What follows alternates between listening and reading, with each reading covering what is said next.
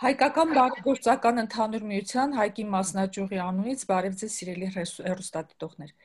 Ես Lusine Nalbandyanն եմ եւ այսօր հեռահար կարգով ինձ հետ էկրանի վրա են մեր Հայկին վարչության անդամներից Arvin Demerjian, Varteni Yerjanian եւ Mouradian։ Շնորհակալություն աղջիկներ, որ եկաք այս հանդիպմանը, որովհետև մենք բավականաչափ ասելիք ունենք, պատերազմը շարունակվում է Արցախում եւ Հայաստանում, եւ մենք լինելով Հայաստանից եւ Արցախից հեռու, նույնպես մասնակցում ենք այդ պատերազմին մեր չափով։ Այսօր պիտի խնդրեի, որ ձեզանից յուրաքանչյուրը իր օրվա ուղերձը ասի։ Այսինքն այն, ինչ որ կա ձեր սրտում, ձեր հոգում, ձեր մտքում, հիմա պահն է, որ ձեր կարծիքը ասեք մեր հեռուստադիտողներին եւ մենք միասին որոշենք, թե մեր անելիքը ինչ պիտի լինի այսօր, վաղը եւ սրանից հետո։ Պիտի խնդրեի, որ Arvin-ը սկսի։ Arvin, դու մեր Հայկինի ամենաերիտասարդ անդամներից ես։ Շատ շնորհակալ ենք նախ, որ եկար։ Երկրորդը արդեն ես կասեի երրորդ սերունդն է, որ Հայկինի մեջ մասնակցում է։ Դու բավականաչափ ասելիք ունես։ Մենք այսօր ուշադիր պիտի լսենք քեզ եւ հասկանանք, թե ինչ են անում մեր երիտասարդները, ինչ են մտածում եւ ինչպես են օգտակար լինում այս ամբողջին։ Խնդրեմ, Arvin։ Միակ ներողություն, որ անգլերենով պիտի խոսեմ, ավելի հանգիստ կզգամ այդպես։ So before this situation, I had never seen so much of the Armenian youth and the diaspora come together as a collective to stand for a cause. The April 24th protest that happens every year is massive, but I went to the protest a couple weeks ago at the Turkish embassy again, and I had never seen so many people before at any of the April 24th protests. And I look over and all I'm seeing is people that I've met at some point, people from my college, people from Scouts, people from all over. And so for me to see that the Armenian youth is coming together for something, it's amazing. The biggest issue right now for us though is managing the social media impact of everything. As we know, Facebook had a whistleblower, they had posted an article about it, that she came out and said that Facebook had been removing thousands of accounts that had recently been made in order to promote this propaganda and fake information. And so for us, although we are still outnumbered, even after the limitations that the Azerbaijani and Turkish government have put on social media, we are still outnumbered by these repeated bots, as we call them. They are pretty much programs that run as if they're an actual person. And so as soon as something gets posted about the battle, the war that's happening in Artsakh, if you open up the comments, all you can see is the Turkish flag, the Azerbaijani flag, and comments about how Armenians are the aggressors. And so we are outnumbered in that sense, but we always make sure to go back and comment with accurate information, with the correct information, and make sure that is heard. We are constantly pushing for representation and support from non-Armenians, especially today, with today's day and age. A lot of us, even though we are the Armenian youth, I grew up outside of the Armenian community, and most of my friends are non-Armenians. And for me to be posting repeatedly, day after day, multiple posts about what's going on, to see that only 2 or 3 of my friends are commenting or they're reposting it themselves, it hurts. And it's gotten to the point where it feels like we are begging for people to notice us, we are begging for people to see what's going on. It's taking a toll on everyone in Artsakh, in Armenia, outside of Armenia and Artsakh. I feel the pressures of it. You know, I work from home, but working does not feel the same anymore. Doing my own homework does not feel the same anymore because all I'm thinking about is what's going on in Artsakh and in Armenia. Our hearts are with Armenia. We feel the belonging there. That's our home. And I have never been able to visit Artsakh. Every time I have wanted to go, so whenever I've been in Armenia, it's never been safe enough for me to travel to Artsakh and for me to hear that the church got destroyed, that Artsakh may or may not be ours anymore. Like, it's scary because I've always wanted to see that, and I wanted to experience my homeland to the fullest. And then opening up social media, all I ever see anymore is just posts about what's going on. And then you see my non-Armenian friends are posting and going on about their lives. But for us, for the Armenian youth, it is so difficult for us to even pretend to be okay anymore, just because we're so overwhelmed and we're all hurting. All I do in my free time is I open up Twitter, I open up Instagram. I'm trying to see what's the most recent news. I'm trying to see what Zarton's media has posted. I'm looking at AYF's posts. I'm looking at AGBU's posts. I'm looking at everywhere possible, trying to figure out what is happening in real time as soon as I can. It's gotten to the point where the youth are donating nonstop. They're not so much influencers, but they've become higher up people in the Armenian social media network community. For example, Tiffany, she lives in Dubai. She's half African, half Armenian, and her platform is amazing. She puts so much effort into getting Armenian recognition, and she came out with a necklace that it says Artsakh going downward, and every purchase, all the proceeds were going to Armenia Fund and going to the Quidix program, which is another great organization started by a young Armenian girl. She lives in the United States. Her name is Kadi Nurdekyan. She founded Quidix a few years ago, and it started off as a platform where the Armenian youth, specifically Armenian women, could come together and feel safe and talk about, social issues and things like that. But it has expanded into this amazing thing that now they are working closely with the hospital in Stepanakert that was shelled a couple days ago. And they get a list of medications that need to be purchased, medical equipment, things like that. And they are out there going and buying those items, delivering it themselves. And the day of the shelling, they had just dropped off a ton more equipment and medications. And the youth has just been so active in this. Everyone is doing everything they can. I have friends from college, my college roommate actually, she and her friends have gotten together. They're baking cookies and cakes and making Armenian coffee cold brew. And they're selling that just so they can raise money to then donate to Armenia Fund, making more money. I know someone making soap bars, organic bars of soap. I have friends making stickers. There's just so many different opportunities. One of my friends is making shirts that say Artsakh Strong for pets.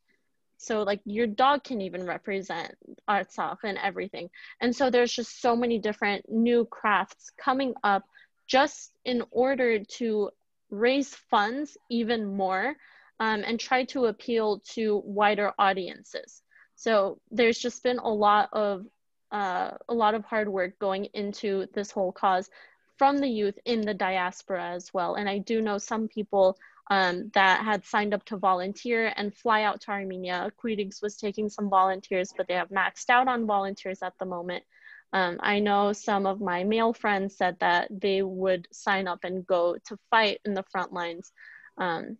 So the Armenian youth has definitely been extremely active in all of this. Շնորհակալություն։ Վարդենի, ինչ կասես մեզ այսօր։ Ես առաջ որ սկսեմ մեր սկաուտներու մասին ուզեի խոսել այսօր, անշուշտ զոհերու թիվը ամեն օր գավերնա եւ դեղը հասած է, որ այլևս գազից չենք կնար մարսել, բայց ասիկա միան զոհերու թիվն է, որ գլսենք վիրավորները չենք գիտեր նույնիսկ եթե Երևանային այդ cluster բոմբերը, որ արկիվված բոմբերը, որ գործածեն ժողովրդին թիմած, ամեն բեգորները, որ կան շատ, այսինքն ոչ թե միան մեկ-երկու դեղ է, որ կվիրավորեն եւ շատեր առանց ցերկերու, ոտքերու, այսինքն վիրավորներու թիվը չենք գիտեր եւ այդ վիրավորներն քանին է, որ պիտի մահանան, անշուշտ Նաև քերիներ բժիշկները քույրերը ամենը գործեն իրենց վիրահատել եւ ինչպես Արվինը ասավ երեք Ստեփանագերդի մայրանոցը եւ հիվանդանոցը ռմբագործեցին գրեթե ոչնչացուցին այսօր գշարնագեն Շուշիի վրա ավելի ռումբեր դեղացնել անցյալ շաբաթ դեսանք զույգը որ Ղազանչեցոց որ երկու շաբաթ առաջ երկու անգամ հրթիռավորած էին ուրեմն ասրիկը ուզեցին Ղազանչեցոցի մեջ իրենց ընտանիքը իրենց բսագը ունեն եւ երեխաներ ունենան եւ իրենց ամուսնական բավական մեդիա գար եւ աչենք որ Ղազանչեցոցին յետևի թաղի մեջ է կամ նույն թաղն է որ գմտնես Ղազանչեցոց անցյալ շաբթվա եւ այսօրվա երբ որ ռմբագործում եղած է լրիվ այդ թաղը շենքը լրիվ գրեթե ոչնչացած է ուրեմն մեր թշնամին շատ ավերներ գործե ամեն ցևի եւ աշխարհը դակավին լուր է լա Եվրոպա միան խոսքերով ոչինչ գտեսնենք ոչինչ մեր զինվորները դակավին գզովվին ավելի իրենք վայրակությունը գշարնագեն ուրեմն աշխարհը չեմ գիտեր ամմարկային ուր է human rights ուր է մարդու իրավունքներու եվրոպական մարդու իրավունքներու թադարանները ամեն ցևով գործեն ցույց տալ բայց վայրակ մեր աչափ լոբինգ աչափ դրամ գերցուցած են Եվրոպայում մինչև Ամերիկա մինչև Ռուսաստան որ նորեն մենք մինակնից մնացած ենք ուրեմն գուզեի ասել որ մեր սկաուտները ավելի ճիշտ անշուշտ սկաուտական խմբապետությունն է որ աս ինիշիատիվը աս առաջարկը ըրավ եւ ծնողները անշուշտ օգնեցին շատ շնորհակալ ենք ծնողներուն եւ նույնիսկ Լականիա դա հայսկուլի աշակերտները որ օդարներ են 95% կամ ավելին ուրեմն յուհոլով ապրանքներ քերին եւ մեր սկաուտները 130 դուփ medical supply որ մոտ 30 pound crutches անկերենով դիսեմ mobile scooters which gauze, peroxide, wheelchairs,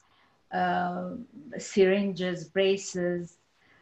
bandages, cases of antibacterial wipes and tons of masks ուղարկեցին եւ քանի շատ ողջավորված էին աս փանով ավելի բաներ ստացան եւ 4-րդ անգամ լալով COVID-ն սկսյալ as initiative ունեին buy a meal donate a meal ուրեմն նորեն ացեվի fundraiser մրին եւ $2500 բիդին նվիրեն Armenia Fund-ին ուրեմն ասիգա խմբապետությունը եւ ծնողներն են որովհետեւ սկաուտները շատ փոքր են որ որը մեկ ցևով աճակցին բայց գտեսնենք որ ամեն երեխա ամեն ընտանիք ամեն երդասարդ ինչպես Arvin-ը ասավ եթե մինչև հիմա ուրիշ բաներով դսպաղեին ասլերի 30-րդ օրն է այսօր որ բادرազմի եւ գշարնակվի ամեն վարյան գործեն ոչ թե մեկ անգամ ոչ թե շարունակական ցևով ավելի օգնություններ հասցնել Armenia Fund-ին եւ Հայաստան մեր զինվորներուն մեր առաջնակիցին Մերի բարև բոլորիդ եւ ուզում եմ այսօր սկսել Հյուգոյի այն նախադասությամբ, որ եթե տեսնեք որևէ տեղ ավերվածություն, իմացեք, որ այդ տեղով անցել են թուրքերը։ Այսօր այսպես ուզեցի սկսել այս իմ հաղորդումը եւ Արվին հատկապես քեզ եմ ուղում եւ բոլոր երիտասարդներին, որովհետեւ ես ինքս անձամբ երիտասարդի մայր իբրև չափազանց ցնցված եմ այս միաբանության չափազանց մտահոգ մայրերից մեկն եմ եղել, թե արդյոք ինչ պիտի պատահի այս գալիք սերունդին Ամերիկայի մեջ, բայց ես համոզվեցի, որ մենք Վարդենի կրեդիտ տանք մեզ։ Մենք այս օտարության մեջ մեր պատերազմը շահել ենք։ Երևաց, բոլորս այդ կարողացանք տեսնել, հիմա մնում է մեր օգնությունը, որպեսզի մեր երիտասարդները կարողանան շահել այսօրվա պատերազմը։ Ես իրավաբան չեմ, բայց շատ կարևոր ասելիք ունեմ հաճախ Facebook-ի վրա, որովհետև ես ավելի Facebook-ով եմ տեղեկացված, բացի սխալ լրատվություններից, շատ հաճախ կան պատկերներ, որը գովելի է, որը իբրև հայ մենք շատ հբարտ ենք զգում այդ նկարները տեսնելով, եւ ճիշտ այսօր տեսա, ինչպես խրամատների մեջ 13-14 տարեկան երեխա երկու ձեռքերով տոպրակը ուտելիք էր տարել։ Իհարկե նորից կրկնեմ, ես իրավաբան չեմ, բայց ես պետք է խնդրեմ, որ հատկապես նման պատկերներ ընդհանրապես չդնեք, որովհետև իհարկե ես տեղեկացա իրավաբաններից, նոր սերունդից, որ եթե ժամանակը, երբ որ ժամանակը գա միջազգային դատարանին ներկայացնելու, մենք մեղադրվելու ենք դրա համար, որովհետև միջազգային օրենքով ոչ մեծահասակները, մանավանդ որոշ տարիքից հետո նաև կանայք եւ 18 տարեկանից ցածր երեխաները չեն կարող մասնակցել պատերազմի։ Եկեք սա հիշենք, այո, շատ հբարտ ենք, ես ինքս անձամբ չափազանց հբարտ եմ, բայց այս նկարները չտեղադրենք մեդիա ցանցում, չտեղադրենք, որովհետև դա կարող է հակառակ մեզ մի օր աշխատել։ Կարծում եմ սա ամենակարևորներից մեկն էր, մտադրվել էի էլ չխոսեմ դրա մասին, թե ինչ կան սխալ եւ սուտ տեղեկություններ կան, որպեսզի սկսես մտածել, արդյոք ճիշտ է, արդյոք սխալ է, արդյոք այսպես է, թե արդյոք այսպես չէ։ Հաջորդը blackmail, ինչպես տեսնում եք Թուրքիան, չասեմ Ադրբեջանը, որովհետև ինձ համար ոչինչ չի ներկայացնում իրենից Ադրբեջան կոչված երկիրը, եթե գոյություն ունի։ Ինչպես տեսնում եք, Թուրքիան նաև ելել է միջազգային պայքարի հայության դեմ։ Եվ այսօր ճիշտ 11-12 ժամ առաջ, երբ դեռ այնտեղ daytime էր Եվրոպայում կեսօր էր, երրորդ անգամ լինելով, այս անգամ Նիս քաղաքում 3 հայերի սպանեցին, հայերի չէ, ներողություն, 3 քրիստոնյաների սպանեցին Նիսի Նոթրդամ եկեղեցու մեջ։ Իհարկե ես կապի մեջ եմ եւ ճիշտ Նիս քաղաքում ունեմ cousin-ս ապրող, հետը խոսեցի, սարսափելի ազդվեցի, երբ որ նման արտահայտություն արեց, ասեց, ինչ սկսել է պատերազմը, ոչ մեկս չենք կարողանում խաչ կրել, փորձում ենք պահել, որ չերևա։ Այսինքն բավականին լուրջ է Ֆրանսիայում խնդիրը եւ զուտ նրա համար, որ ինչպես Սևակն է ասում, չէ, ինչ է մեր մեղքը, միայն այն է, որ մենք հայ ենք ծնվել։ Ուրիշ որևէ մեղք չկա եւ ինչպես նաեւ ասեցի, Էրդողանը որոշել է բոլոր ճշմարտությունը ասողներին պատժել։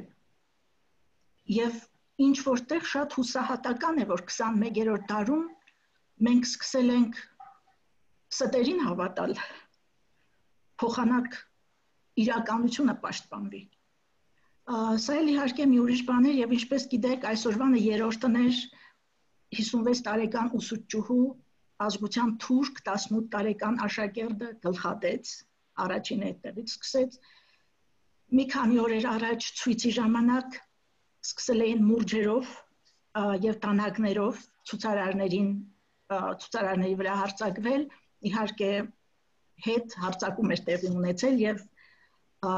լավ է որ անմիջապես ֆրանսիական ոստիկանությունը միջամտել էր եւ այսօրվանն էլ երրորդ դեպքը բացառված չէ որ նույնը կարող է լինել ցանկացած երկրում նույնիսկ Միացյալ Նահանգներում կարող է մի քիչ ավելի ուշ մինչեւ հասնի օվկիանոսը պետք է կտրի անցնի չէ մինչեւ այստեղ հասնելը կարող է ավելի ուշ լինի բայց մտապահենք այս եւ միշտ պատրաստ լինենք ինչպես որ պատերազմին մենք պատրաստ չէինք հանգարց բոլորս կանգնեցինք այսպես սուրպրայզի առջև շատ անակնկալ էր պատերազմը նույն ձևով կոնե այս անգամ եկեք մենք պատրաստ լինենք որովհետև դա կարող է պատահել ամենուր եւ ամենտեղ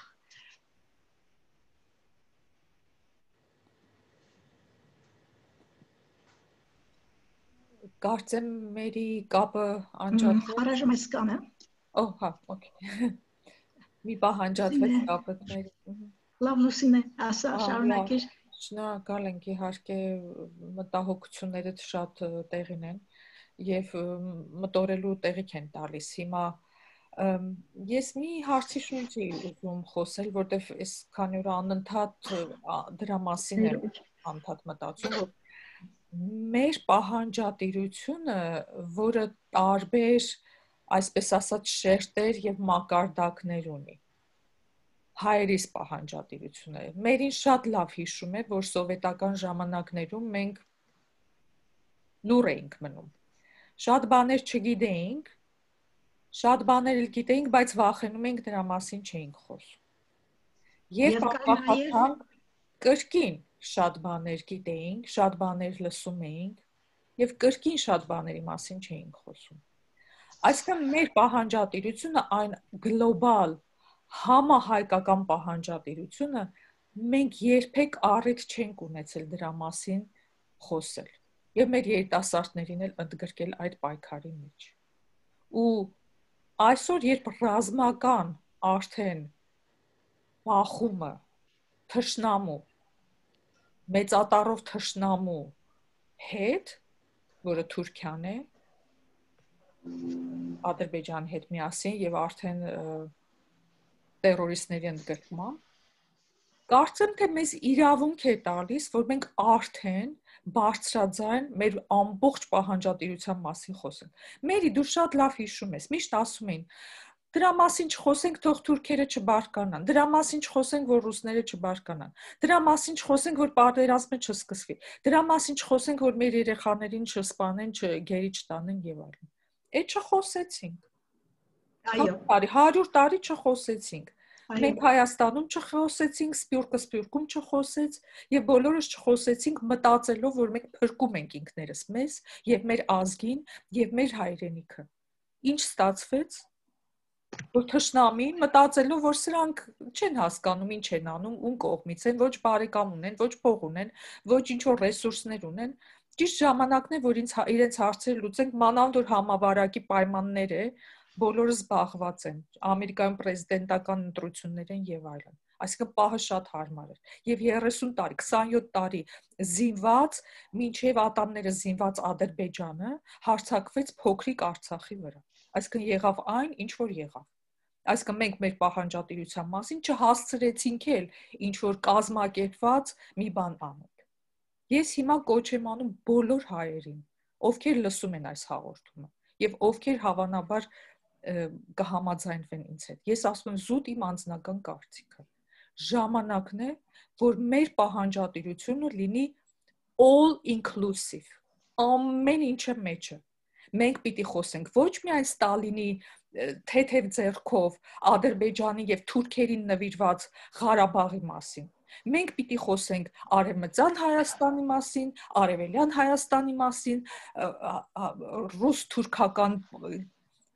sense անփառունակ պայմանագրի մասին, Մոսկվայի պայմանագրի մասին։ Մեր ձեռքերը ազատեցին։ Էլ ինչից ենք վախենում։ Սրանից ավելի ինչ պիտի անեն մեզ։ Մեր երեխաները այսօր զոհվում են սահմանի վրա, 40-50 հոգի երեխա է ամեն օր զոհվում։ Էլ երբ պիտի սպասենք, ինչին ենք սպասում մենք։ Հիմա մեր երիտասարդները, Արվին ջան, մեր հույսը դուք եք, որովհետև մեզ պետք են հիմա իրավաբաններ, մերին ճիշտ է ասում։ Այսօր մեզ ամենաշատը զինվորներից հետո իրավաբաններ են պետք, որովհետև մենք պետք է բոլոր դատարանները լցնենք գործերով։ Եվ Եվրոպայում, եւ նույն ինքը Հայաստանում, եւ դրսում, եւ Ամերիկայում մեզ այսօր իրավաբաններ են պետք, զինվորներից բացի, որովհետեւ մենք մեր պահանջատիրությունը պիտի կարողանանք ներկայացնենք ամբողջ աշխարհին։ Մենք պիտի ասենք, որ այսօր մենք պայքարում ենք միջազգային տերորիզմի դեմ, ես ուզում եմ, որ երիտասարդները Արվին ջան, եթե ձեր սոցցանցերում այդ բառը սկսեք գործածել։ Մենք հայերս պայքարում ենք միջազգային տերորիզմի դեմ։ Մի վախեցեք բառերից։ Դրանք հրոսակախմբեր են։ Փարիզում տեսանք Ֆրանսիայում ոնց են հարձակվում։ Խմբերով հարձակում են, կանանց վրա են հարձակում, երեխաների վրա, մեքենաների վրա են հարձակում։ Դրանք հրոսակախմբեր են։ Մերին ճիշտ էր ասում։ Եթե այստեղով Թուրքիա անցե, ուրեմն ամբողջ ավերածություն եւ ավեր եւ սուկ պիտի լինի։ Ու չպիտի վախենանք։ Whatever you're posting, I post on Twitter, I will share the news, I will share updates. And then what's happening is that we are having Azeris and Turkish individuals going into our direct messages and threatening us. They are threatening us through social media. And so what we have been doing is we ignore that and we keep doing what we're doing because their threats mean nothing to us.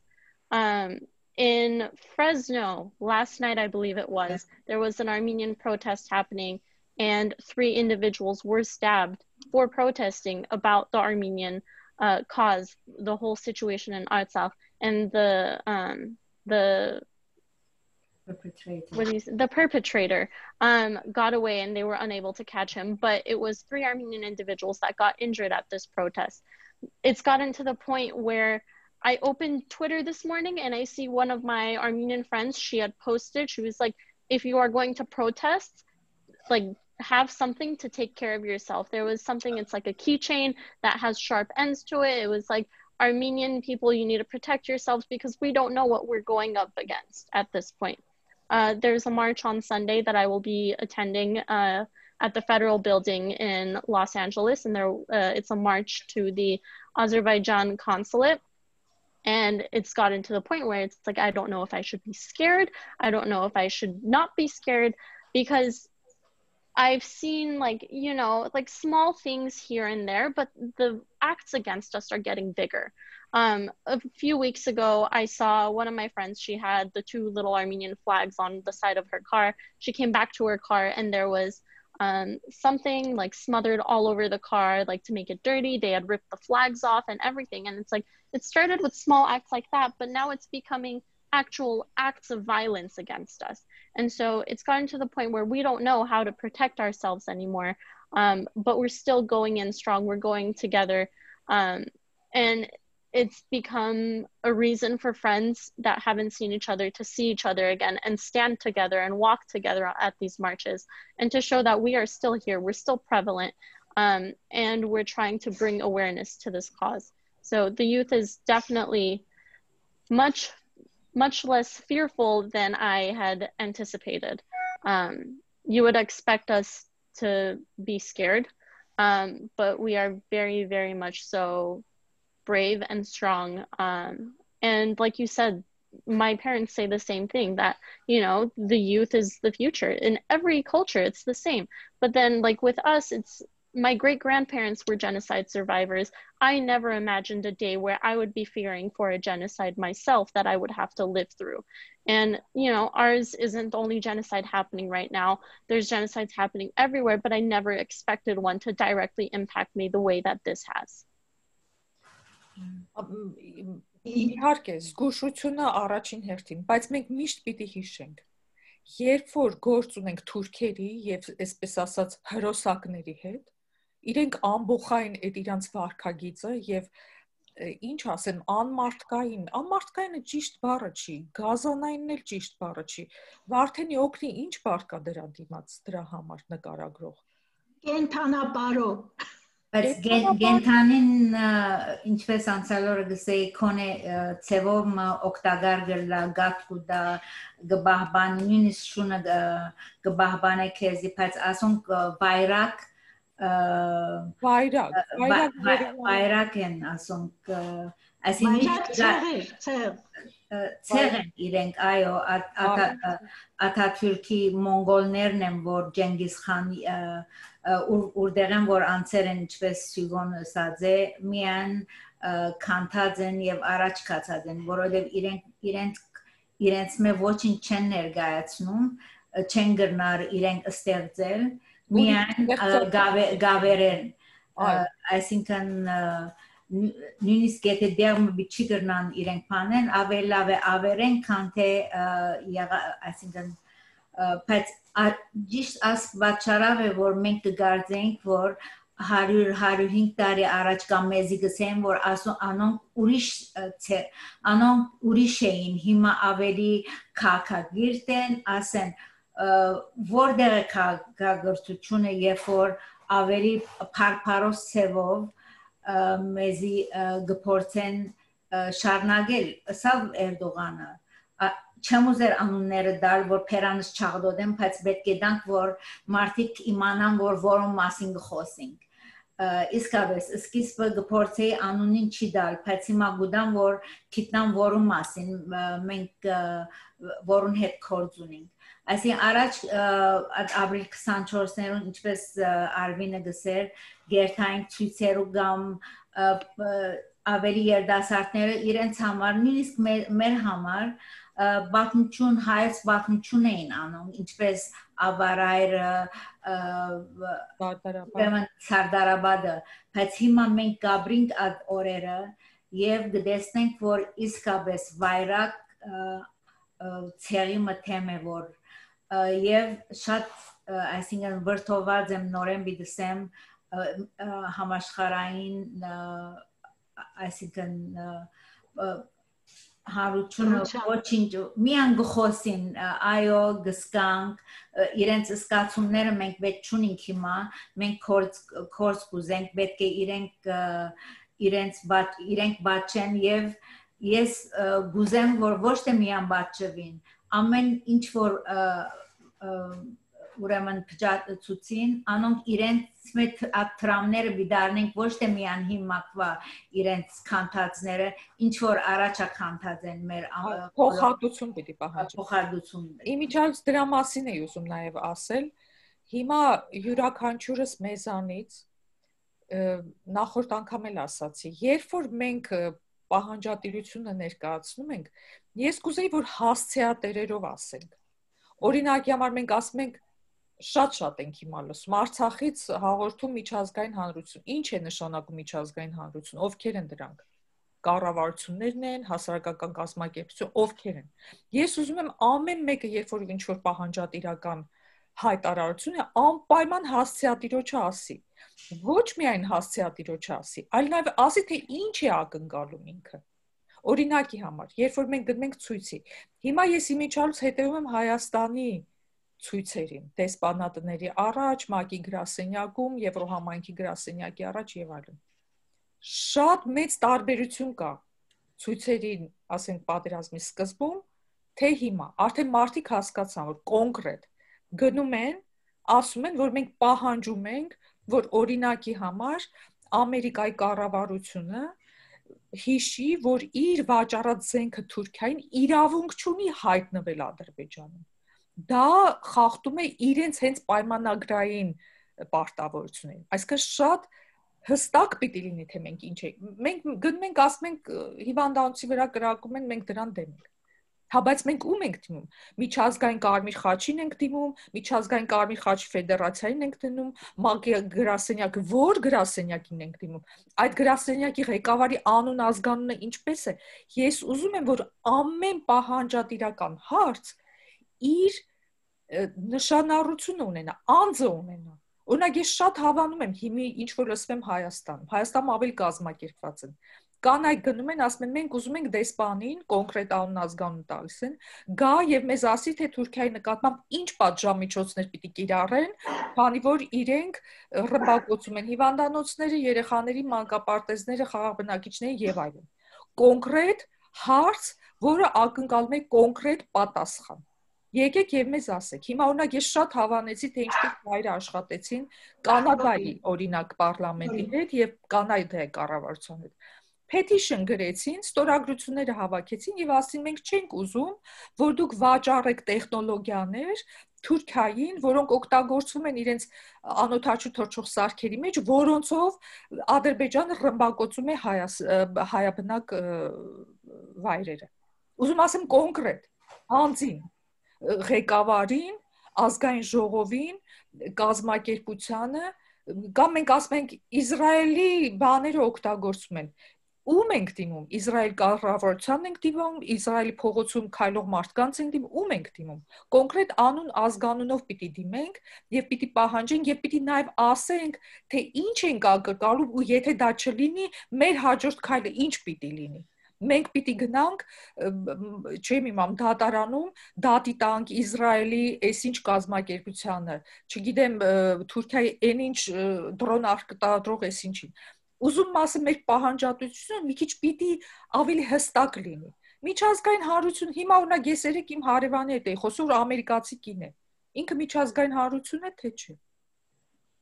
Մարդը չգիտեր, Ղարաբաղի մասին էլ չգիտեր, պատերազմի մասին քիչ թե շատ լսել էր եւ այլն։ Հա, ուզում եմ ասեմ, նախ մենք սոցիալական մեր շրջանակին պիտի նախ դաստիարակենք, սովորեցնենք, ինքներս նախ պիտի սովորենք առաջի հերթին։ Երկրորդը պիտի սովորեցնենք։ Օրինակ ես շատ պրիմիտիվ բաներ կա, որ չգիտեն մարդիկ։ Օրինակ երբ որ ասում ես, որ Ղարաբաղը Ադրբեջանին նվիրեց Ստալինը, հանկարծ մարդիկ ասում են, օ, չէին իմանում մարդիկ։ Այս Ստալինի մասին ամբողջ աշխարհը գիտի, բարեբախտաբար։ Լենինի մասին ամբողջ աշխարհը գիտի, բարեբախտաբար։ Այսինքն, երբ որ դու քոզը կապում ես Ստալինի եւ Լենինի, հանկարծ իրենք հասկանում են ինչի մասին է խոսքը։ Այո, ուզում ասեմ, մենք բարդ բաներ ենք ուզում մարդկանց։ Իրենք չեն հասկանում։ Պարզ պիտի ասես։ Ես օրինակ իմ հարևանիս ասեցի, սրանից հետո, երբ որ Ղարաբաղի մասին ինչ-որ բան կարդացիր, խնդրում եմ, քո կարծիքը տակը գրի, որ դու հայ հարևաններ ունես եւ երբեք իրենցից վատ բան չես տեսել։ Կարող ես դա անել։ Ինքը ասեց, իհարկե կանեմ։ Ուզում ասեմ կոնկրետ, ասեք, թե իրանք ինչ պիտի անեն մեր համար։ Թե չէ, ասում են միջազգային հանրությունը, ով է միջազգային հանրությունը։ Դրանք մարդիկ են, դրանք մեքենաներ են, դրանք կոմպյուտերներ, ովքեր են դրանք։ Պիտի ճշգրիտ ասենք։ Օրինակ ես շատ հավանեցի, շատ այդ բոլոր ցույցերը երիտասարդ կանայք էին, իրենց երեխաների ձեռքերը բռնած, գնում էին դեսպանին կոնկրետ հարց էին տալիս եւ կոնկրետ պատասխան էին ակնկալում։ Ես հավանեցի նաեւ Նիկոլ Փաշինյանի հարցը Պոմպեոյին։ Ասեց հրադադարի համար դուք որոշում կայացրեցիք, այո, հրադադարը եթե խախտվի, ինչ պիտի անեք դուք հաջորդը։ Ում պիտի պատժեք։ Ինչ պատժամիջոց պիտի օգտագործեք։ Պիտի շարունակեք Թուրքիային զենք վաճառել, որպեսզի Թուրքիան էլ այդ զենքը տա Ադրբեջանին եւ այդ զենքով մեզ սպանեն։ Ինչ իմաստ ունի ձեր մասնակցությունը, եթե ձեր ասածն է ոչ մեկ Էրդողանին այս մի ականջից մտնում, մյուս ականջից դուրս է գալիս։ Մարդը հելավ բացահայտ հայհոյեց պրեզիդենտին Ֆրանսիայի։ Այսօր դրանց գլուխներն են կտրում, վախեցնում են ժողովրդին։ Այդ իրաց մեթոդն աշխատելու։ Այդ նույն միջազգային հանրությունը ինչ արեց։ Հա բռնեցին, մեկին դատեցին կամ չդատեցին, չգիտի հայտնել չի ինչ եղան այդ դրանց։ Մենք պիտի պահանջենք, ասենք, դուք սա արեք, եթե չեք անելու հաջորդ մեր քայլը ինչ պիտի լինի։ Ես հավանեցի նաև ազգային ժողովի մեր մարդկանց, ասեց դուք այսօր Ստեփանակերտի ծնդատան վրա ռումբ եք գցում, մենք կրկնում ենք ու կրկնում ենք եւ միջազգային հանրությունը մեզ կարծես թե չի լսում կամ խուլ է կամ չի տեսնում։ Մենք պահանջ պիտի դիմենք։ Եվս մեկ շաբաթ մենք սպասելու ենք։ Մեկ շաբաթ, սիրելի միջազգային հանրություն, սիրելի ՄԱԿ-ի գրասենյակ, սիրելի Եվրոհամայնք, սիրելի Ամերիկայի պրեզիդենտ եւ այլն։ Մեկ շաբաթ հետո յուրաքանչյուր հայ պիտի դառնա զինվոր եւ գնա հակագրոհի եւ պիտի հասնի մինչեւ Բաքու։ Մենք պիտի ասենք մեր անելիքը։ Մինչև չասես այդ մարդիկ չեն հասկանում։ Նրանք միջազգային լեզվով չեն, նրանք հասկանում են ուժը եւ նրանք հասկանում են, որ դուք այսօր իմ գլուխը կտրեցիք, վաղը մյուսօր ես եմ ձեր գլուխը կտրելու։ Դուք իմ երեխայի գլուխը կտրեցիք, ես ձեր երկու երեխայի գլուխն եմ կտրելու։ Տենց պիտի լինի։ Ուրիշ ձև չկա այս պայքարի մեջ։ Չեն հասկանում այդ մարդիկ, բայց մենք պիտի ասենք, պիտի բացատրենք, պիտի սովորեցնենք ու չպիտի հետ կանգնենք։ Ես չեմ ասում, որ այսօր հայերը գնան գլուխ կտրեն, բայց մենք պիտի իրենց հետ իրենց լեզվով խոսանք, որ իրանք հասկանան, որ մենք այդքան աղմաղ չենք։ Իրանք ասում են, իրանք ծնդատանն են խփում, մենք ասում ենք միջազգային հանրություն, վաղը մյուս օր էլ այն մյուս հիվանդանոցն են խփում, մենք ասում ենք միջազգային հանրություն, հետո մեկ էլ տեսար արդեն թուրքերը մեր դուրն են ծեծելու, մեր երեխաներին, մեր կանանց վերցնելու են, ոնց որ արեցին թուրքերը առաջին համաշխարհային պատերազմի ժամանակ։ Մենք մեր երեխաներին վերցրեցին եւ թուրքացրեցին, եւ այսօր այդ երեխաներին օգտագործում են մեր դեմ։ Այո, շատ ճիշտ Լուսինե։ Եվ պատերազմը երբեք թավշյա լինել չի կարող, որովհետև նոր ինձ հիշեցրեցիր ինչի մասին ասել, անձամբ ինձ կարող է ես շատ սխալ եմ, ես politician չեմ, դրանով դիվանագետ չեմ, դրանով չեմ զբաղվում, բայց անձամբ ինձ նեղություն է պատճառում այն հանգամանքը, որ իրենք կարող են մեր զավակների գլուխները կտրել, բայց մենք բերում եւ ամենալավ հիվանդանոցներում տեղավորում ենք իրենց գերիներին եւ հպարտանում ենք, որ մենք տեսեք ինչ լավն ենք, ինչ մարդկային ենք, մենք ձեր գերիին շատ լավ պահեցինք։ Միթե սա ճիշտ ձևն է պատերազմի ժամանակ։ Կամ գոնե մի հատ հիշեք 100 տարի առաջ, գոնե ես Արվինի սերունդը չեմ, ես ավելի եմ մոտ, հիշեք ձեր մեծ մայրերի չարչարանքները, ինչպիսի բռնաբարություններ, ինչպիսի գլխատումներ, ինչպիսի չարչարանքներ, եթե ոչինչ ամիսներով, անապատի մեջով, առանց կոշիկների քայլել։ Միայն եթե սրանք հիշենք, մենք կարծում եք, որ իրավունք ունենք իրենց գերուն բերել եւ շատ լավ նայել։ Անձամբ ես սրան շատ դեմ եմ։ Մյուս բանը, որ շատ նեղություն է պատճառում ինձ սոցցանցերում կարդալիս,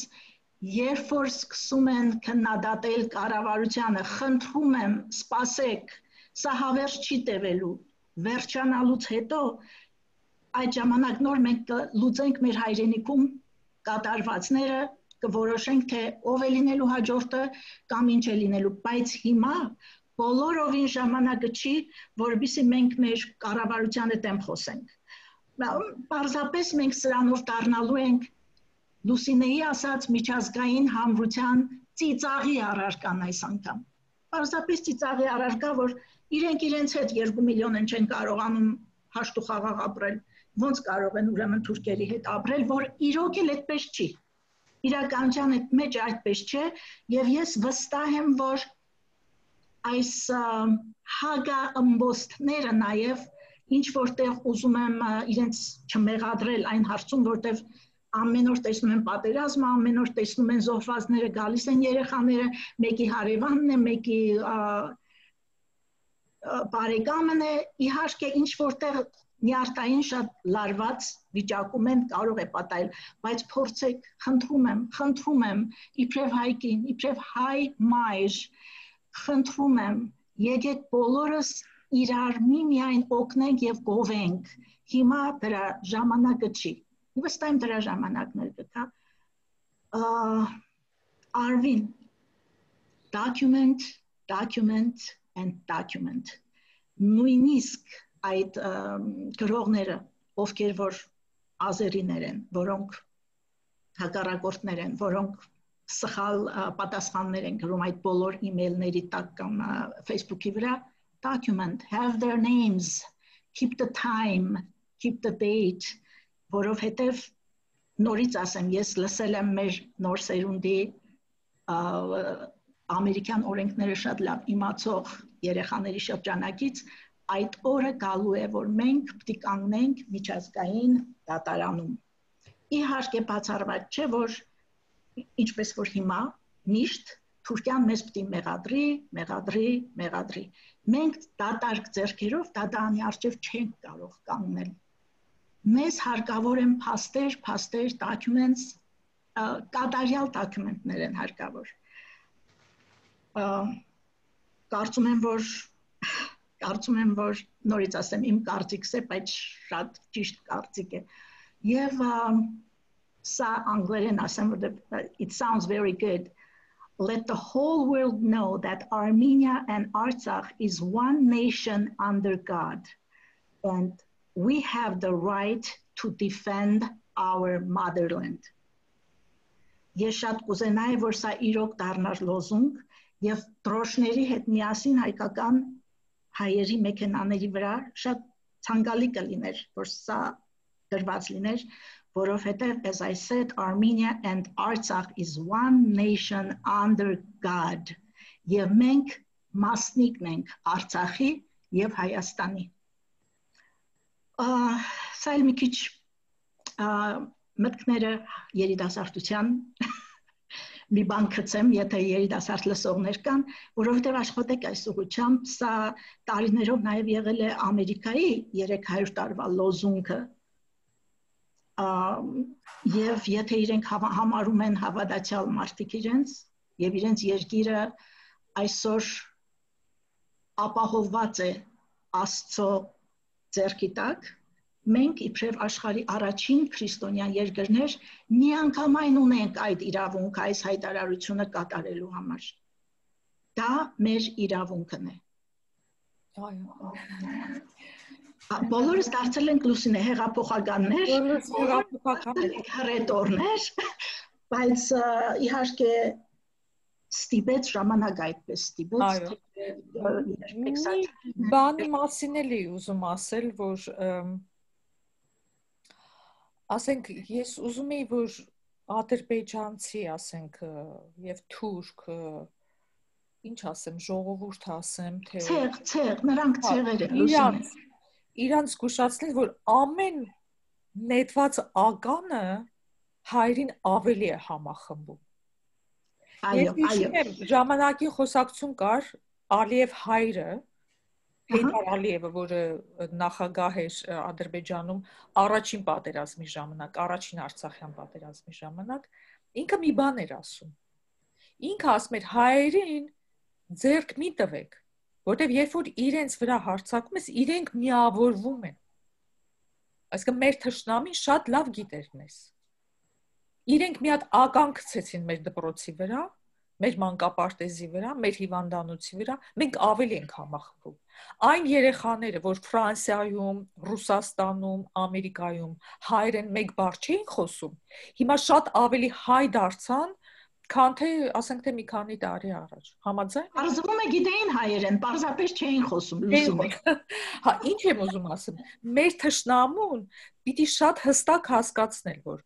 դուք կարող է այսօր սպանում եք մի քանի հոգու։ Դուք այսօր հնարավոր է, որ ոչնչացնում եք գյուղեր եւ քաղաքներ եւ եկեղեցիներ։ Բայց դրանից մեր ազգը ոչ թե ցվրվում է եւ թուլանում է եւ վախենում է, հակառակը։ Մենք այդ հայկական գենը ունենք, որ երբ որ մեզ ցավ են պատճառում, մենք ավելի ենք համախմբվում։ Դրա համար ես միշտ ասում եմ, մենք այսօր հայերս Հայաստանում, Արցախում,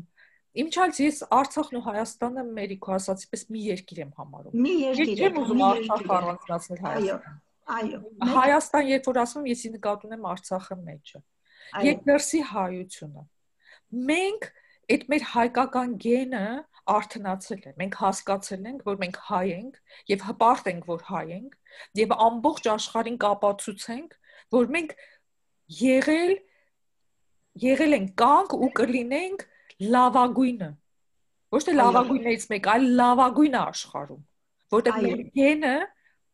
անցել է այդ դարերի փորձությունը։ Մեզ փորձել են ստրկացնել, մեզ փորձել են ասիմիլացնել, մեզ փորձել են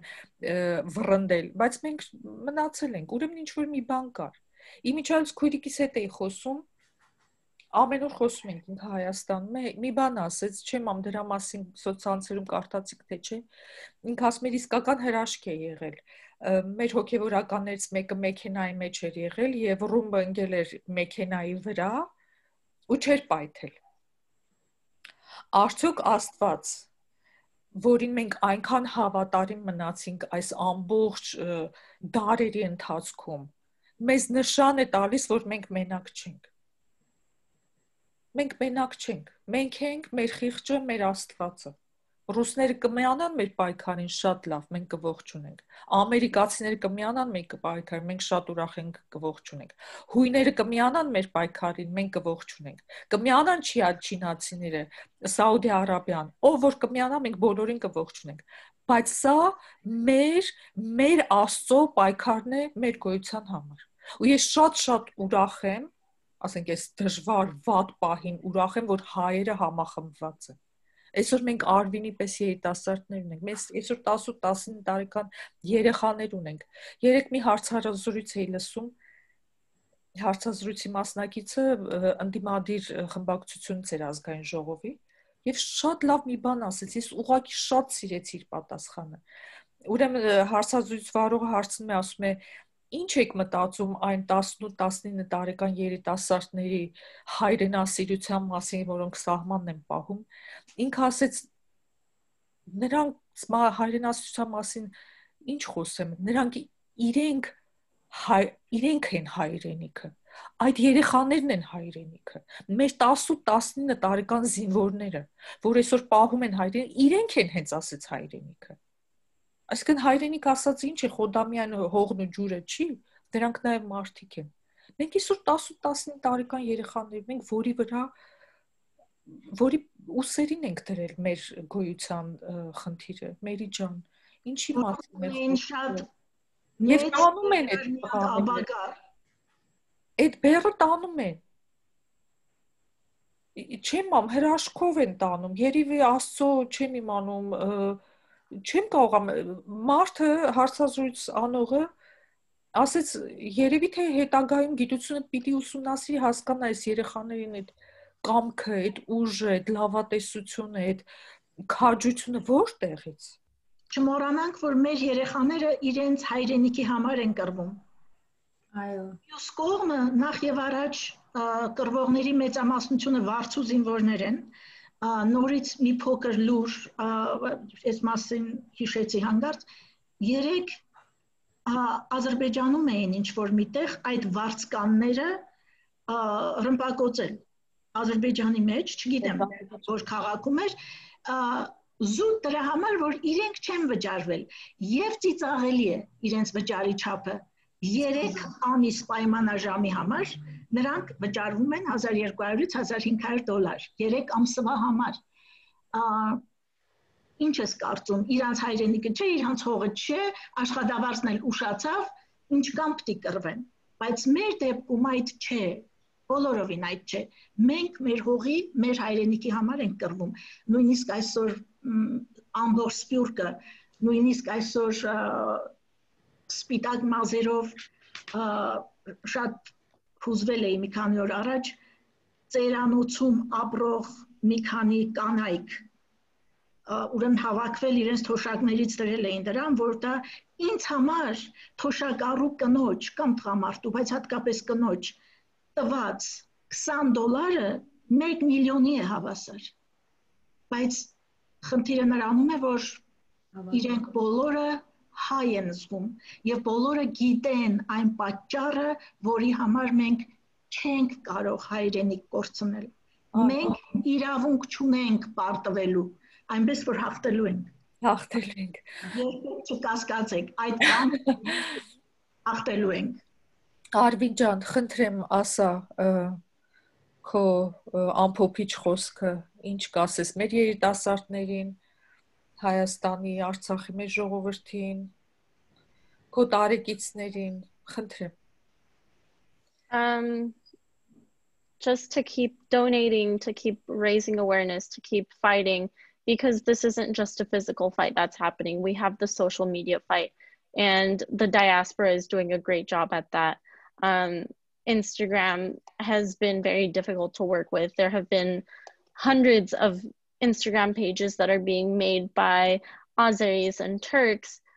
showing the bodies of our deceased soldiers. And it is so painful for us to see that appear on our social media, a place that's supposed to be a positive atmosphere. and then for us to have to repeatedly have to send in reports and complaints before Instagram takes anything down. It is so disheartening for us to report a page for posting these pictures, these videos, and these things that hurt, and to get a response back from Instagram that says that it didn't violate any of the community guidelines.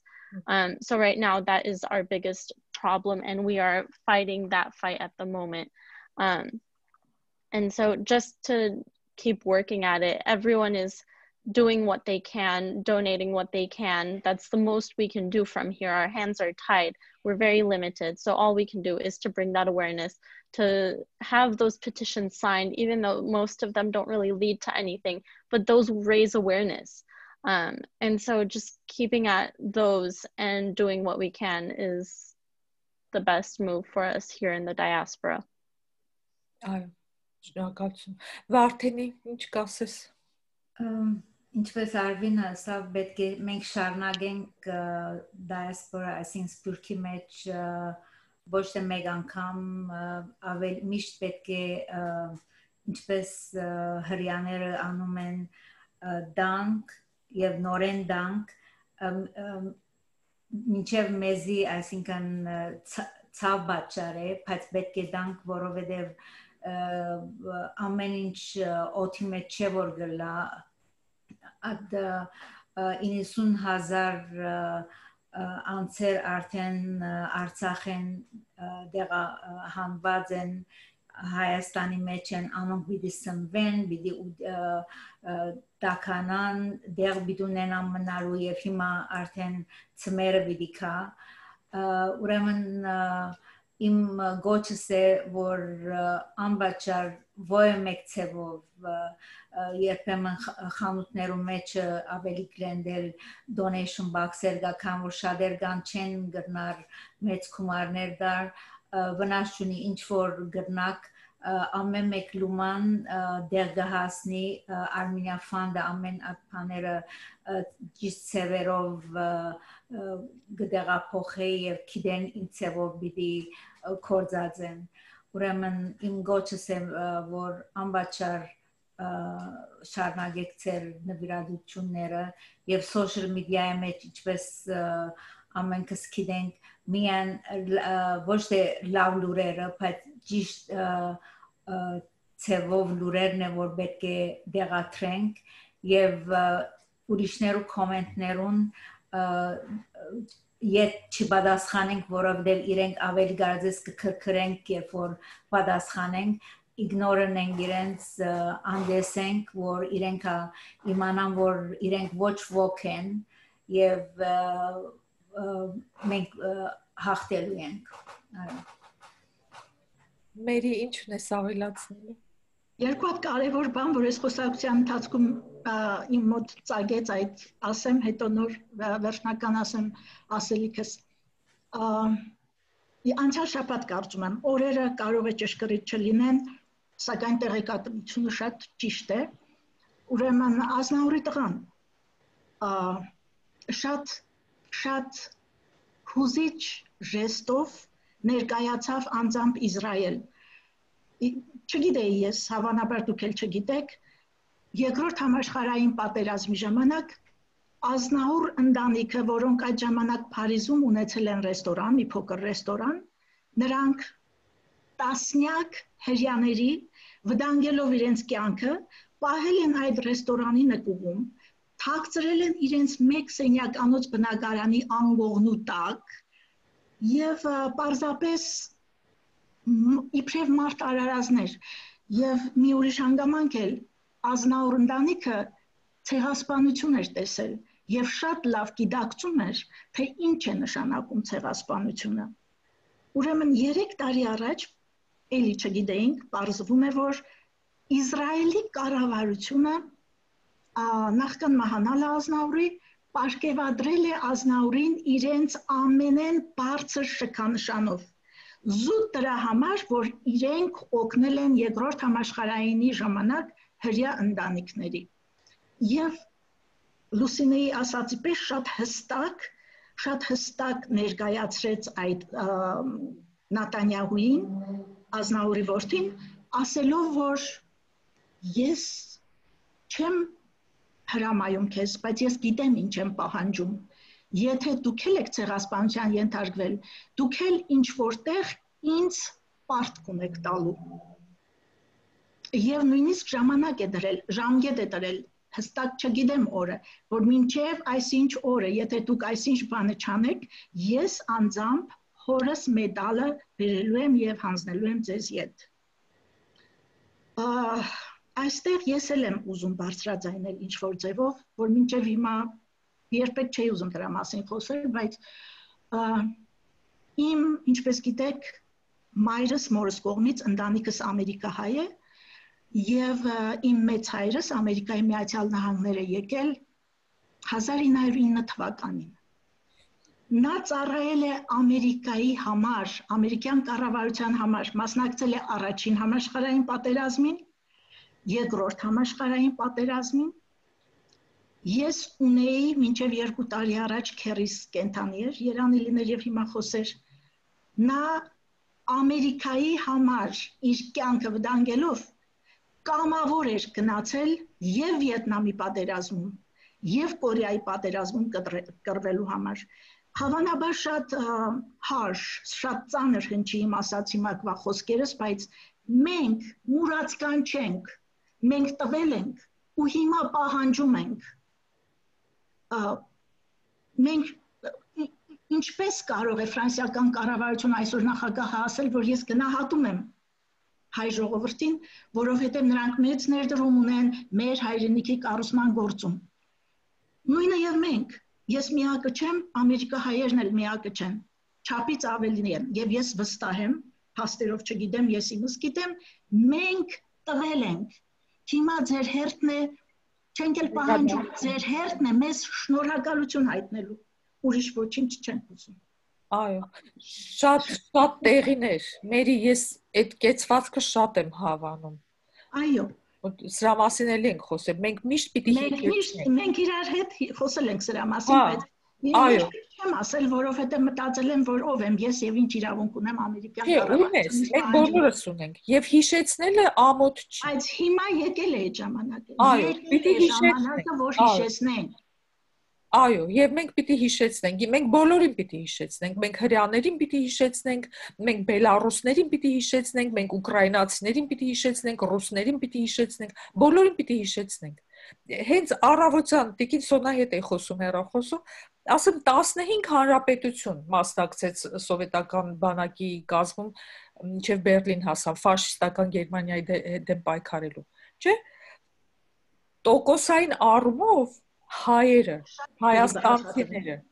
Բելարուսից հետո համարյա Ուկրաինայի չափ զոհ են տվել տոկոսային առումով իրենց բնակչության եւ զոհերի քանակով։ 2-3 միլիոն են կարծեմ եղել հայաստանցիներ այն ժամանակ։ Դուք պատկերացնում եք այդքանից 200,000 հատ զոհ ենք մենք տվել։ Մենք ավելի շատ զոհ ենք տվել, քան ռուսները։ Սրա մասին գրեթե չի խոսվում, որ գրեթե չի ասվում։ Հələ ես չեմ ասում, որ այդ հաշվարկի մեջ չկա Լեռնային Ղարաբաղը, չէ՞ որ Լեռնային Ղարաբաղը այդ ժամանակ Ադրբեջանի կազմում էր։ Մենք քանի հատ հերոսներ, քանի հատ մարշալներ, 4 հատ մարշալ ենք տվել մենակ Ղարաբաղից։ Այո, որոնք պատերազմ են շահել։ Գեներալ մենակ մի գյուղից են եղել, Չարդախլու գյուղից։ 2 մարշալ, 10 քանի հատ գեներալ, ես ավելի շատ գեներալ տվել այդ մի գյուղը, քան ամբողջ Ադրբեջանը երևի զինվոր չի տվել։ Ուզում ասեմ, մենք պիտի հիշեցնենք։ Այսօր եթե Բելարուսը անամոթաբար պաշտպանում է Ադրբեջանին, եթե այսօր Ռուսաստանը անամոթաբար զենք է տրամադրում Ադրբեջանին, մենք պիտի հիշեցնենք, ինչի պիտի հայ արյունը թափվեր Ուկրաինան։ Այսօր Ուկրաինայի պրեզիդենտը հանդիպում է Էրդողանի հետ եւ նրանք ինչ-որ բաներ են քննարկում Ղարաբաղի վերաբերյալ։ Հիշեցնենք այդ մարդկանց։ Իմ պապս, իմ մորս հայրը զոհվել է այդ պատերազմում, իմ մայրս չի տեսել իր հորը։ 18 տարեկանում, 20 տարեկանում տղան գնացել է առաջին ֆինական պատերազմի 39-ին, հետո 41-ին երկրորդ համաշխարհային է մասնակցել։ Ինչի պիտի իմ պապս զոհվեր իրանց համար։ Թող գան այդ պարտքերը մեզ վճարեն, ճիշտ ես ասում, Մերի։ Մենք պիտի հիշենք եւ պիտի պահանջենք։ Մենք մուրացկան չենք, պահանջում ենք։ Այո, ամոթն էլ վերջը չափ ու սահման ունի։ Հрյաների համար մենք գնանք կոտորվենք մեր երեխեքը որփանան ամբողջ ազգը որփանա եւ դա երկրորդ համաշխարհային պատերազմը 27 տարի հետո էր մեր առաջին գենոցիդից հետո այսինքն գխատված մորթված ազգը գնաց էլի մորթվեց էլի գնդակահարվեց ում համար ու այսօր իրանք բաներ վաճառեն ադրբեջանցիներին ու թուրքերին որ կան մեր երեխաներին սպանեն մեր ծնդատները ռմբակոծեն Շատ ճիշտ Անուն, թիվ Մենք պիտի գիշեր ցերեկ աշխատենք Ոչինչ 100 հատ tweet նստենք գրենք Arvin ջան մեր երիտասարդները անելիք ունեն դուք լավ գիտեք լեզուները դուք ունեք այդ ցանցի մեջ այդ մարդկանց պատմությունը իմացեք մերպես մարդկանցից մեր ծնողներից ձեր դասատուներ պատմությունը իմացեք վերցրեք 1-2 նախադասություն 1-2 թիվ եւ tweet արեք 100,000 մարդու դուք գրեք Գրեք թե քանյա զոհ է տվել Հայաստանը այսօր Իսրայելի համար, քանյա զոհ է տվել Մոլդովայի համար, քանյա զոհ է տվել Բելարուսի համար, քանյա զոհ է տվել Ուկրաինայի համար։ Բաներ կան, որ մարդիկ չգիտեն, պիտի ասես իրանց։ Իմիջայլոց մենք զոհվեինք։ Ինչի մեր ճակատին գրած է, որ համ մեր համար զոհվենք, համ ուրիշի համար զոհվենք։ Համ ուրիշի համար զոհվենք։ Ստալինը բաներին Վրացիներին ուղարկում էր Հայաստանում ծառայելու, Հայաստանի երիտասարդներին ուղարկում էր մինչև Բերլին հասան նրանք։ Վրացիները Մերի Երեք Էրդողանին անձամբ լսեցի կատարած ծիծաղելի հայտարարությունը, իհարկե ծիծաղեցի էլ ես ինքս ինձ, որ այնքան մարդասեր երկիր է Թուրքիան, որ բոլոր ազգերը համերաշխ ապրում են Թուրքիայի մեջ ուրախ Իսկ Հայաստանում տեսեք միայն հայեր են ապրում Հայաստանում կան մեր քանակին համապատասխան ռուսեր, մալագաններ, եզդիներ եւ որ մինչեւ իր այդ հայտարարությունը երբեք դրա մասին չէի մտածել մեծ թվով հрьяաներ, որովհետեւ այն բոլոր հայ երիտասարդները, որոնք ամուսնանում էին ռուսերի հետ, լինեն կանայք թե տղամարդիկ ռուս Նրանցից հեչ մեկը ռուս չի, դրանք բոլորը հрьяաներ էին։ Եվ գիտես Մերի ջան, մենք ապացուցելու բան չունենք։ Էրդողանը ինչ ուզում է խոսի։ Մենք ապացուցելու բան չունենք, մենք գիտենք մենք ով ենք, կարևոր մեր երեխաները իմանան։ Մենք դրա մասին շատ ենք խոսել։ Այո, Համար այսօր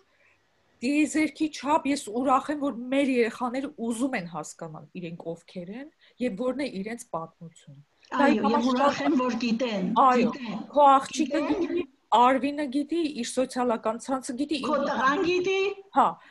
Varteni տղայի մասին Varteni տղան գիտի։ Ինչքան գիտի։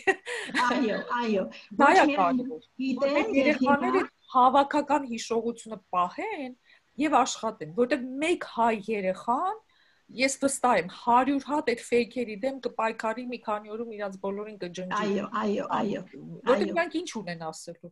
Ոչ մի բան չունեն ասելու։ Ես ինքս ադրբեջանական իմիջայլոց սայթին մի անգամ կոմենտ գրեցի։ Այն որ ասում ենք լուր մնանք, չէ, լուր մնալն էլ այդքան ճիշտ չէ։ Նա ինքը գրեցի հայր օկուպանտներս են։ Ես էլ մի քանի հատ փաստ գրեցի ընդամենը։ Գրեցի, որ Ստալինի թեթև ձեռքով 1923 թվականին փաստեր գրեցի։ Փաստեր, որ հայտնի են, բաց փաստաթղթեր են դրանք։ Մեկ գրեցի, երկրորդ պատասխանը երկու հատ դրոշակեր,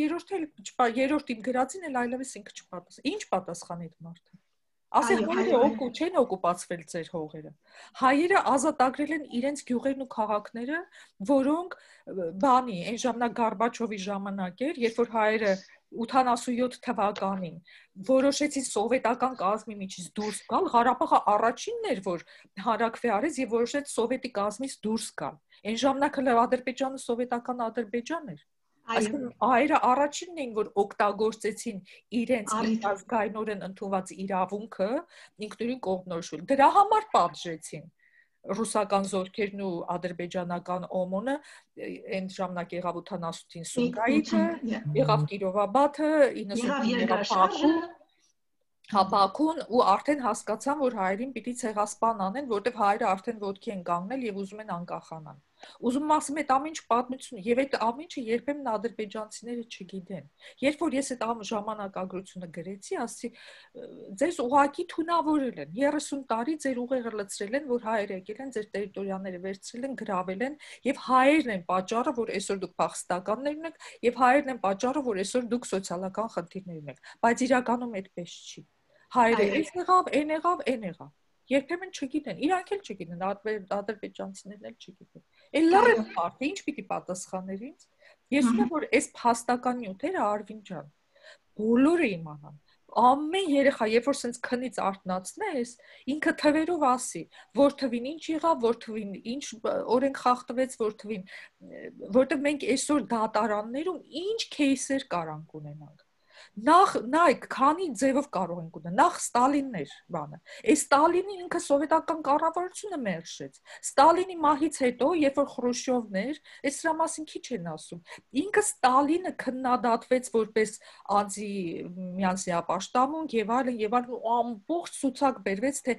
ինչ սխալ բաներ էր արել Ստալինը հակակառավարական, հակամարտկային եւ այլն։ Նույնիսկ գենոցիդի համար իրան մեղադրեցին, որ փոքրամասնությունների գենոցիդի էր ենթարկել։ Տեղաշարժեր էր արել, մինչև այսօր այդ հարցը վերջնական լուծում չի ստացել։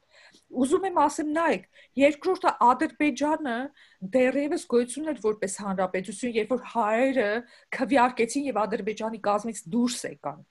Այսինքն մենք այդ ձևով էլ կարող ենք մեր кейսը տանել։ Նախ որ Ստալինն էր ստեղծել 1, երկրորդ որ մարդիկ ինքնորոշվել էին դուրս էին եկել 2, դրանից հետո սկսեցին հայերին պատժել Ադրբեջանում։ Սումգայիթը, Բաքուն, Կիրովապատը դրանից հետո եղան։ Դրանից հետո եղավ Կալցո օպերացիան, երբ որ ռուսական զորքերը Գորբաչովի հրամանով եւ ադրբեջանական OMON-ի հետ միասին շրջապատում էին հայկական գյուղերը եւ դատարկում էին այդ գյուղերը։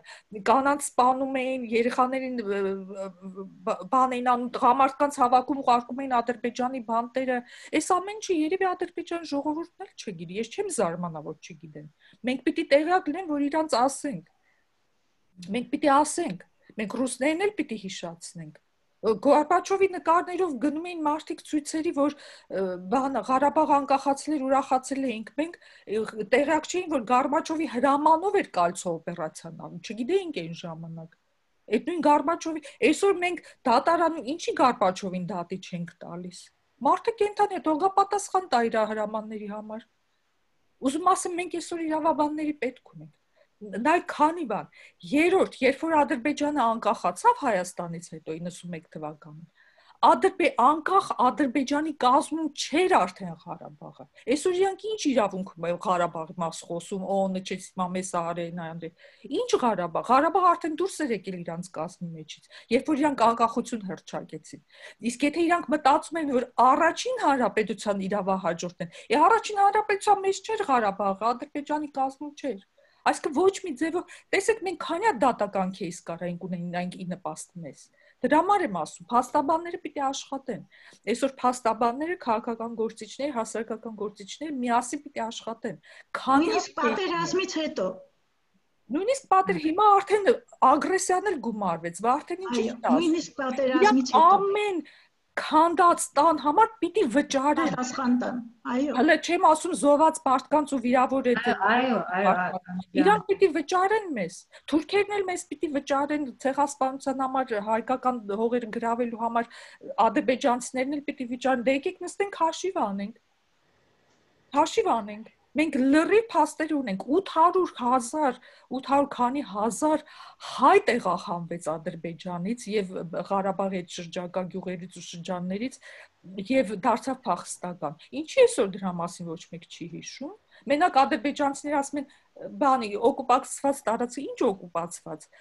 Հայերը Ղարաբաղցիները իրանց շարժումը սկսեցին, կողքի մասերը մաքրեցին, որտեղ այնտեղից կրակում էին իրանց ժողովրդի վրա։ Բայց 800,000 փախստականի մասին չի ոչ մեկ չի խոսում։ Ես խոստանում եմ